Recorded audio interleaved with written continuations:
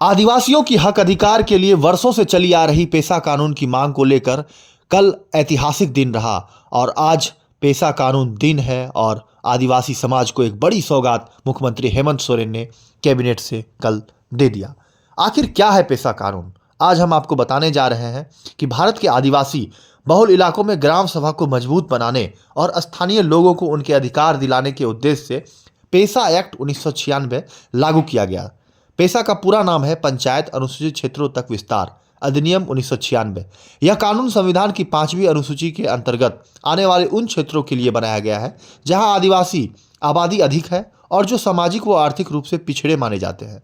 वर्तमान में देश के 10 राज्य 5वीं अनुसूची में शामिल हैं, जिनमें झारखंड, उड़ीसा, छत्तीसगढ़, मध्य प्रदेश, महाराष्ट्र, गुजरात, राजस्थान, तेलंगाना, आंध्र प्रदेश और हिमाचल प्रदेश शामिल है। पेशा एक्ट का मुख्य उद्देश्य आदिवासी क्षेत्रों में स्थानीय स्वशासन को सशक्त बनाना है।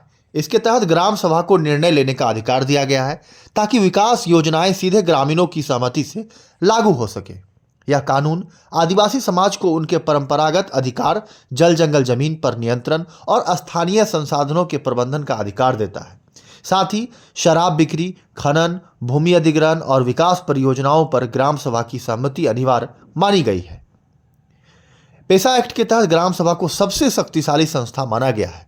ग्राम सभा को यह अधिकार है कि वह गांव के संसाधनों की रक्षा करे, सामाजिक परंपराओं और संस्कृति को सुरक्षित रखे, विकास योजनाओं को मंजूरी दे या अस्वीकार करे। वही बता दें आपको कि क्यों जरूरी है यह पेशा कानून। बता दें कि सरकार को मानना है कि सामान्य प्रशासनिक व्यवस्था आदिवासी क्षेत्रों तक प्रभावी रूप से नहीं पहुंच पाती। इसी कारण पेशा कानून के माध्यम से पंचायत व्यवस्था को स्थानीय परंपराओं के अनुसार ढालने की कोशिश की गई ताकि विकास और आदिवासी अधिकारों के बीच संतुलन बनाया जा सके। पेशा एक्ट न केवल एक कानून है बल्कि यह आदिवासी समाज को सम्मान, पहचान और अधिकार दिलाने का संवैधानिक माध्यम भी है। बता दें आपको कि किन किन जिलों में पूरी तरह से लागू होगा पेशा। रांची, खूंटी, लोहरदगा, गुमला, सिमडेगा, लातेहार, पूर्वी सिंहभूम, पश्चिमी सिंहभूम, सरायकेला खरसावा, दुमका, जामतारा, साहिबगंज और पाकुड़ के साथ साथ जहां आंशिक रूप से लागू होंगे वह है पलामू, गोड्डा, गढ़वा। बता दें कि 16 जिलों में से 13 की सभी ग्राम सभाओं में यह लागू होगा। ग्राम सभा के पास स्कूल व अस्पतालों के नियंत्रण का अधिकार होगा। योजनाएं ग्राम सभा के माध्यम से तय होगी। गांव के सारे पारंपरिक अधिकार दिए जाएंगे।